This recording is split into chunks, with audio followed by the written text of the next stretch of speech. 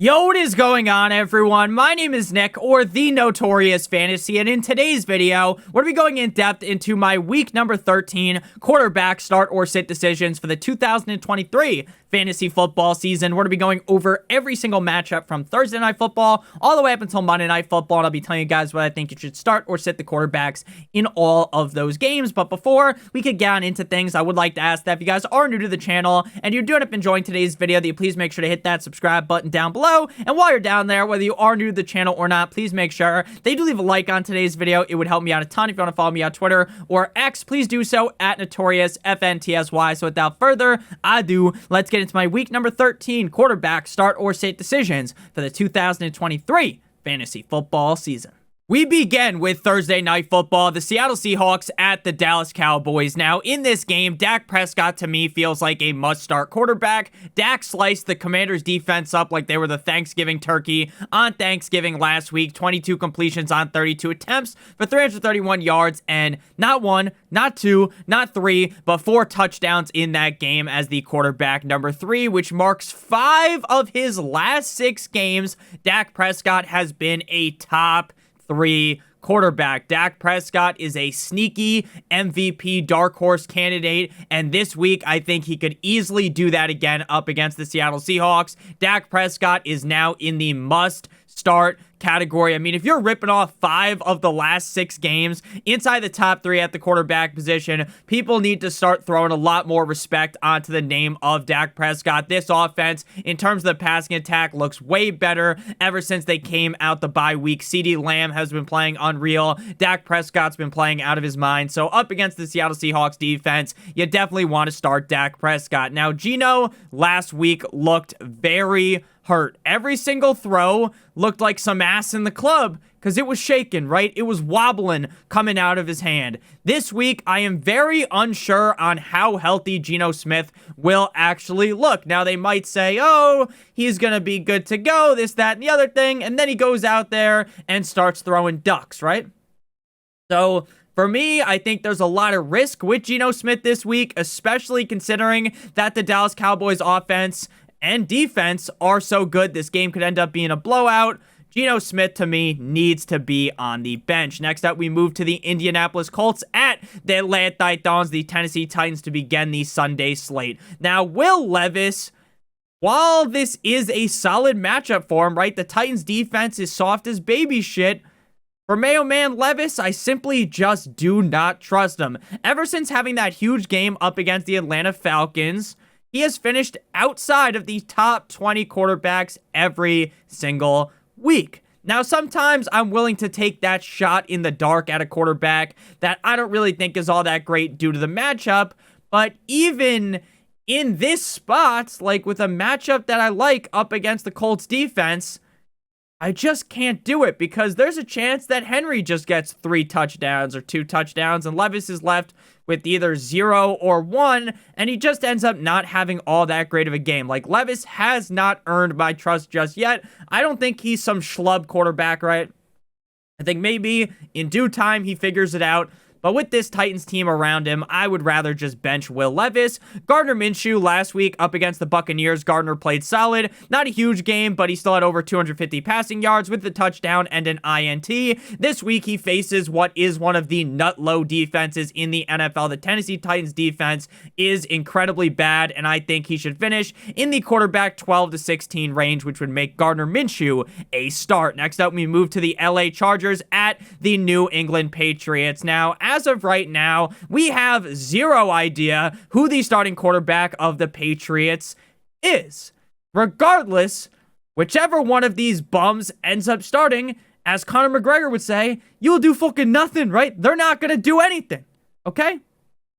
Regardless of which quarterback starts, they may be getting tugged out of the game like Robert Kraft in a massage parlor for the other guy at any point in the game, right? Mac could start, and then after the first quarter, they tug him out Deshaun Watson style, right? And then Bailey's playing. Or maybe Bailey Zappi starts playing, the Zappinator, and then they bench Zappi for Mac Jones, right? This is not a safe quarterback room. This is an offense that is absolutely terrible. So Mac Jones, Bailey Zappi, they need to be sat. Justin Herbert, the pervert, played pretty bad against the Ravens last week in prime time, going 29 of 44 for 217 yards with 4 carries for 47 yards and a touchdown with 1 INT. While I shit on him for some bad throws basically every single week, like you remember that game against the Jets where Keenan Allen is literally wide open. There is no one within a 3-mile radius of the bastard, and he just sails it over his head, right? There are bad throws, and he's choked away some games this season. And again, I like making fun of Justin Herbert, the pervert, but he has still been one of the most reliable quarterbacks every single week in and week out. Against the Patriots defense, I expect at minimum him to be a top 8 quarterback. Next up, we move to the Detroit Lions at the New Orleans Saints. Now, Jared Goff fumbled the ball 3 times against the Packers on Thanksgiving. It was almost shocking how often it was happening, how many turnovers were happening, because outside of the last 2 games, Goff has been relatively safe with the ball in his hands all season, right? He wasn't making a lot of egregious decisions. The offensive line's really good, so he wasn't really getting sacked a whole bunch, so he's standing there delivering dimes to Amon-Ra, St. Brown, Sam Laporta, and it was just kind of shocking to see in a game where everyone and their mother thinks the Lions are going to bend the Packers over a table, that Jared Goff had that disastrous of a performance. Now, I do not believe this trend of being a turnover machine will continue this week, but it is something that I am definitely slightly worried about. I think anyone that has watched Jared Goff's last 2 games at least would be slightly worried. Again, it's not DEFCON 1 Mayday, wee-woo, full-on panic mode, right? It's not fucking crawl into your basement and you have to start eating like non-perishable foods or something. Like the world's coming to the end here for Jared Goff, but right now I do not really trust Jared Goff as much. Now again, I'm not full on panicking, but I am at least slightly worried. Even with all of the fumbles though against the Packers, he was still the quarterback 11. This week against the Saints, I see him as a low-end quarterback 1. Somewhere from quarterback 10 to 12 is where I see him finishing. The Saints defense doesn't really scare me a whole bunch, so the Goffinator should be just fine. Again, slight worried, not full-on panic, but it is something that's like in the back of my head when I'm thinking about Jared Goff this week. I'm like, oh, hopefully he doesn't turn the ball over as much. Speaking of turn the ball over, we got Derek Carr. Derek Carr has gone 2 straight weeks without throwing a touchdown. Now, I know, Nick, if you actually look in week 10, he got hurt against the Vikings, so that shouldn't count. Well, it's still a little bit concerning because it's not like he, from play 1, was out of the game, right? Carr is another one of those quarterbacks, just like Justin Herbert, that is a punching bag for me, right? He's very easy to make fun of, especially earlier on in the season. There's a lot of Saints fans talking up Derek Carr, giving him the gawk 9,000 special, and then he goes out there and just looks like dog shit. Recently, he's kind of turned it around, but then over the last 2 games, like I said, no tugs, no touchdowns for him. With all that said, though, against the Lions defense that gets ran through more than a $30 whore, Carr should finish in the quarterback 16 to 18 range. Now, he's not a guy that I'm overwhelmingly excited to start by any means, but there are a whole lot of worse options than Derek Carr up against a pretty suspect Lions defense. Speaking of bad options, we got the Atlanta Falcons at the New York Jumbo Jets. Now, the Jets did just activate Rodgers onto the 21-day practice window. Do I think Aaron Rodgers is actually going to come back? No. Aaron Rodgers is on a Jets team that if they lose to the Falcons, the season is over. The season is basically already over. But a loss to the Falcons will be a nail into the coffin, regardless on if Rodgers comes back or not. I do give him a lot of respect, right? I think I read today when that news came out that it was just 78 days ago that he tore his Achilles, so crazy that he was able to even practice in itself is crazy. I don't think he's going to actually return this season, but we're talking about the Jets, right? So we got to at least bring him up. Speaking of the Jets, Tim Boyle is getting the nod to start again this week for the Jets. I know that at the end of the day, in a couple of minutes, maybe even seconds here, because we're not going to spend 8 hours breaking down Tim Boyle, I'm probably going to shit all over Desmond Ridder. But if we're being honest, we compare Ridder to Boyle. There are levels to this thing. Timmy B is so bad. If he wasn't friends with Aaron Rodgers, he'd be flipping burgers at fucking Burger King. There is no way that you can start him, even if you think the Falcons defense is just okay.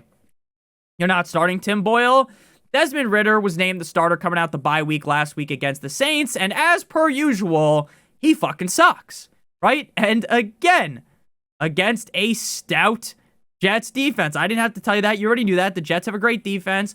I expect him to be bad again, so maybe the Jets win this.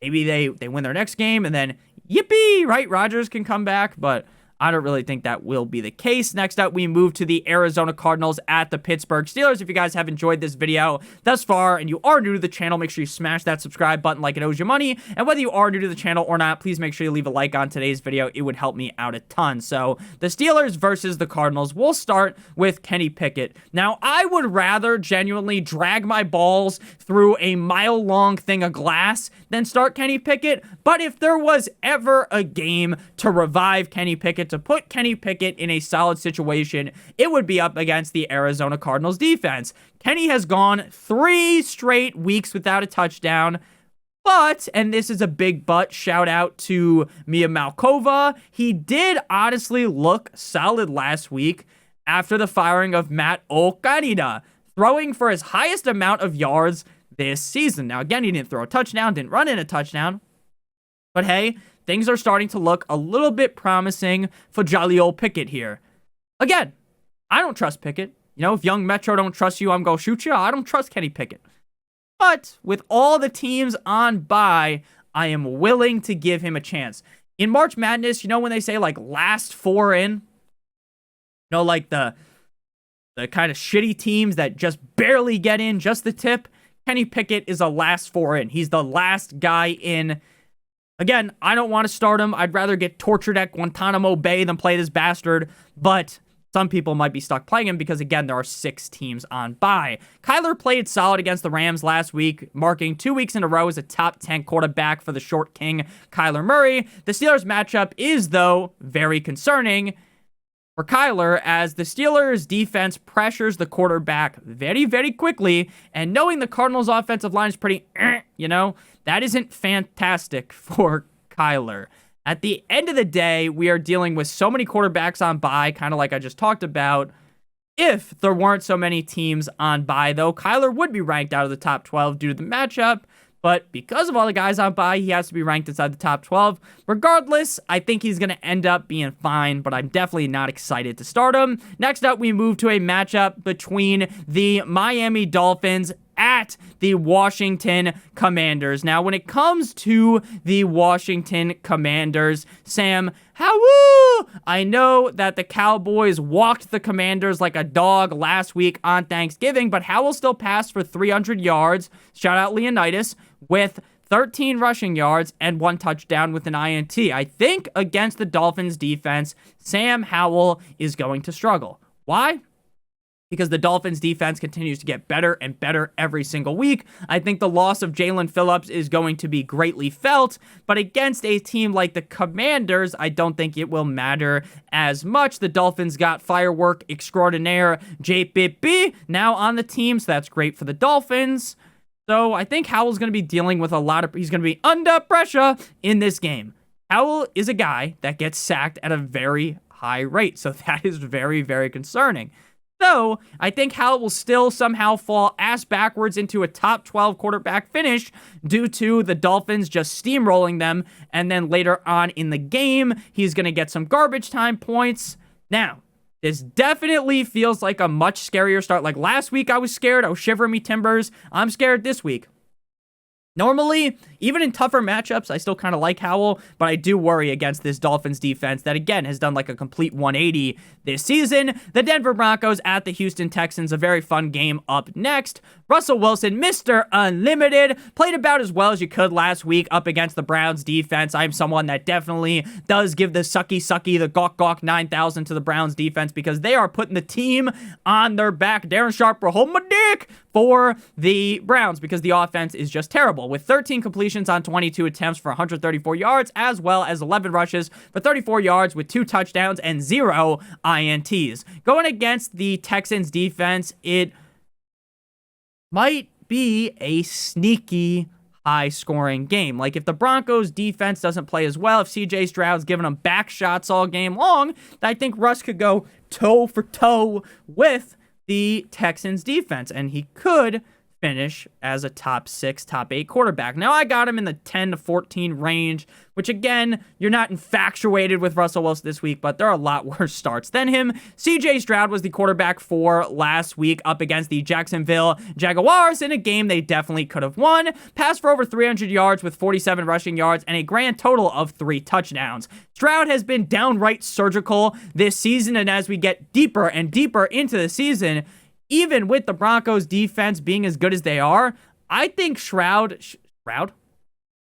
Isn't that a guy that plays like fucking PUBG or something on Twitch back in the day? I still think Stroud should be a lock to be a top 8 quarterback. And there is a legitimate argument to be made that with how weird the quarterback race is this season, I think Jalen Hurts is going to end up winning because he's a tush-push merchant, but there's a chance. Now, again, I'm not saying that he's guaranteed to win, like Dak could win, but there's a chance that Stroud could end up eating that W and winning the MVP, especially if the Texans make the playoffs, which I don't think anyone in their right mind would have expected. DeMeco Ryans really righted the ship here.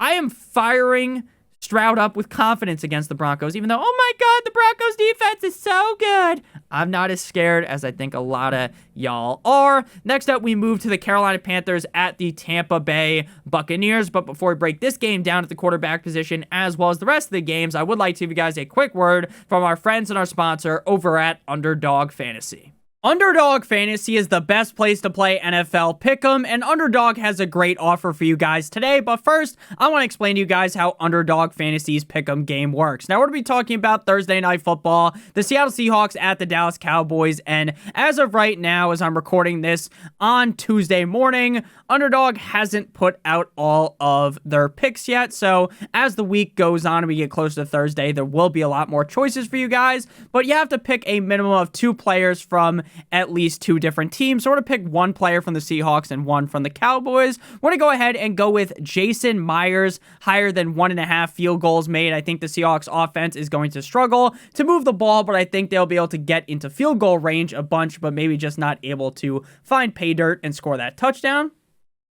And then for the Cowboys, we are going to go ahead and go with Tony Pollard, higher than half a rushing or receiving touchdown. It really feels like Tony Pollard's season is back on the train track, so we're going to go with Tony Pollard higher than half a rushing touchdown. Now, if both of those hit, we'll get 3 times our entry fee. If we do 3 picks, it's 6 times, 4 picks is 10 times, and 5 picks is 20 times our entry fee. Again, they all have to hit in order for you to get paid out. If you are new to Underdog Fantasy and live in one of the states on your screen right now, you receive a first match deposit bonus of up to $100 if you're new on there, and use promo code Notorious. So if you deposit $100, you'll get additional $100. If you do $50, it's additional $50, $25, additional $25. The minimum deposit on Underdog Fantasy is $10. If you have a gambling problem, please make sure that you call 1-800-GAMBLER. Back on into things here. Panthers at Bucks, a rivalry matchup this week. If you guys have enjoyed the video thus far, again, please make sure you hit that subscribe button. It does really help me out. Make sure you guys hit that like button as well. Baker Mayfield got banged up last week and returned to action shortly after against the Colts. He played pretty in that game, nothing special. But what I will tell you is that Baker should play better here up against a pretty bad Panthers defense. Now, again, I'm not going to sit here and give the gawk 9,000 special to Baker, but I think at the very least against the Panthers defense, he should be at least a top 16 quarterback. Again, you can say what you want about Baker, but I do definitely think he has greatly outperformed most people's expectations on him, because there was a lot of people like entering into the season that thought Baker was just straight up finished, that he wasn't going to be able to do anything the rest of his career. Now, maybe he won't be a starter ever again. He's just going to be a backup, but got to give Baker at least some flowers again. We don't have to like fucking sit here and lie and be like, oh my God, Baker's like a top 5 quarterback in the NFL, right? But he definitely deserves this role as the starter in the Bucs. And again, there's so many shit quarterbacks in the NFL this year that like Baker could, like, if Baker was the quarterback of the Steelers, imagine how much better the Steelers would be. Bryce Young has been a disaster in his rookie year. I say this every week, and I apologize if you've heard this already, but while he has sucked absolute donkey cock, shout out to Shrek, the organization as a whole is to kind of blame, in my opinion. And Young is also a rookie, so I wouldn't label him as a bust after he's played just 10 games because he's had a bye week and missed a week. While I say all that, you obviously are sitting his ass this week on the bench, but I think people are honestly being disrespectful just labeling this guy a bust 10 games into his career on the fucking Panthers, right? Come on. Next up, we move to the Browns at the Los Angeles Rams. Matthew Stafford, I know Stafford turned back the clock last week against the Arizona Cardinals in Arizona with 4 touchdowns and 1 INT. But against the Browns, I expect Matty Snapback to come crashing down to earth. This is a guy that prior to last week had only thrown for one or more than 1 touchdown, I would say, in 1 game. So 2 games this season, he's thrown for more than 1 touchdown. I think Stafford against the Cleveland Browns, people are going to try to talk themselves into it because, oh my God, he looks so great against the Cardinals. The Cardinals defense is down here. They're below the screen, right? They're sitting on my lap. Pause. The Browns defense is out of the screen, right? But all the way up top. They're amazing. So I think Stafford's going to struggle. PJ Walker, I think Walker will end up starting since DTR got lit up like a Christmas tree against the Broncos. I hope he's okay. Obviously, I'm not some asshole that roots for injuries, and I don't like to see any player get hurt. With that said, even with Walker was starting for the team, like when he was the quarterback of the team, he did enough to, keep the Browns in a game, right, by not throwing a million picks and handing the rock off effectively, but not really him as to why they're winning, right? It's more on the defense and the running backs, right? So that's not good enough for you to start him. He has thrown 1 touchdown this season to 5 INTs, so he's a very clear sit, and if DTR plays, you're obviously going to sit him as well. Next up, we got the San Francisco 49ers at the Philadelphia Eagles, the game of the week on paper. Big Cock Brock looked like Micro Cock Brock on Thanksgiving in Seattle, passing for just over 200 yards with 209 with 1 tug and 1 INT. This week, though, they won't just run the ball a million times. They won't be just dancing on the grave of the Seahawks. This is going to be a very competitive matchup between 2 of the top 3, top 5 teams in the league. At the very least, the 2 best teams in the NFC. Clearly, the Eagles secondary is softer than a pair of natural double D tatas. So I expect Brock to be at the very least a top 8 quarterback this week. Jalen Hurts. Now, this matchup is looking grim like the Reaper, but you would have to be smoking on what Shaggy was smoking on in the Scooby-Doo movie. If you've never seen the Scooby-Doo movie, the live-action one where it's not like a cartoon, I watched it when I was younger. I'm going to be honest with you, I guess I was dumb when I was like 7 or 8 when I was watching that because I had no idea that Shaggy was smoking on those fucking eating those Scooby snacks and rolling off a bean, but he was high as fuck. I don't know how old you guys are. Maybe you're my age. You watched when you were a kid. Watch like a clip from it. Watch the clip when they are on the plane. Or there's one where they're in the van, whatever the fuck the van is called, that I know I'm going to remember after the video. And there's going to be people in the comments like, Nick, how do you not fucking remember what the fuck the van was called, you dumb fuck? You're right. There's going to be some Scooby fans in the comment section. Arr! All right, sorry. But yeah, so you'd have to be absolutely crazy, loco, to sit Hurts. He's a must-start quarterback every single week and has only had 1 game this season outside the top 12, and that was back in week 1 against the Patriots where he was the quarterback 19. Last week, the man threw 5 touchdowns. Not 1, not 2, not 3, not 4, but 5 against the Bills, and to be honest with you, well, he didn't throw 5 touchdowns. He scored 5 total touchdowns. It wasn't even an impressive game from Hurts, and he still had 5 fucking touchdowns. This week, you're obviously going to start him. Next up, we move to, cause you waited all day for Sunday night, the Kansas City Chiefs at the Green Bay Packers. Jordan Love has ditched his turnover kink over the last 2 games with 5 touchdowns and 0 interceptions. Last week against Detroit, he threw for over 250 yards and 3 touchdowns as the quarterback 5. Now, I get the Chiefs' defense is not the Chiefs' defense of the past that was getting passed around, getting dicked down weekly. The Chiefs' defense is tough, but honestly, I think this game could be competitive. I think Love could keep them in this game, and I think Love could finish in the quarterback 10 to 14 range with some decent upside again if this does become a tit-for-tat, high-scoring, rock'em sock'em robots back-and-forth affair. Patty Mahomes. Now, I don't want to sound crazy, and I know there's going to be people like, Nick, this is a fucking idiotic take, but I'm just going to say it. Mahomes has been above average this season, right? Mahomes hasn't been the super Mahomes that we're used to. Now, again, he is still one of the best quarterbacks in the league. And again, the quarterbacks in the NFL this year have just been shit. There's so many bad quarterbacks. There's so many games that you watch, and you're like, what is this motherfucker doing? Right? There's so many bad quarterbacks this year. And he is obviously a cut above those guys. But I really feel like Mahomes has just looked more pedestrian this season than ever. Now, again, this isn't to shit all over Mahomes, give him a nice Cleveland steamer, right? Because most teams suck and would suck a bobsled crew worth of cock, like a mile long of cock, just to fucking have Mahomes. I get it. But he has definitely been underwhelming this season. Like, you drafted him as a top 3 guy. Some people had him ranked as the QB1 on the season. I believe he was number 3, ranked behind, I had Hurts, Allen, then Mahomes. So he's been underwhelming. Again, does he suck? Is he terrible? Of course not. And you can blame the receivers and all, but Mahomes has been a little bit underwhelming. Regardless of all of what I just said, against the Packers, if the Packers can keep up in this one on Sunday night, this could very well be a high-scoring back-and-forth affair, and you have to start Mahomes every single week regardless. Final game here, the Cincinnati Bengals at the Jacksonville Jaguars on Monday Night Football. Jake Browning actually isn't as bad as I thought he would be, so I'll give Jake Browning some credit, right? He's way better than I assumed he would be. Now, again, I assumed, and sometimes an assumption makes an ass out of you and me, as they say, I assumed he was going to be terrible. Like, I assumed he was going to be nut low. He is not as bad as I thought he would be. Like, he's better than Tim Boyle. But against the Jags defense, I would definitely stay away.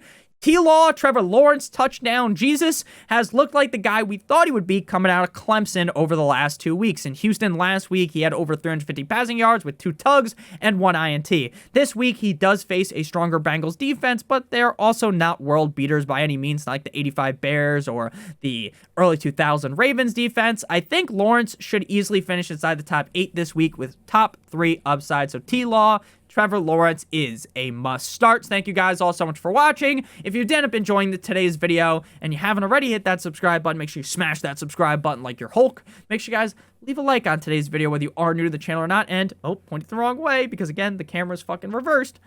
Make sure that you guys check out one of the videos that's on your screen right now. I love you guys all so much. Thank you guys for all the support this season. Let's eat a W this week. Love you guys, as always. Good.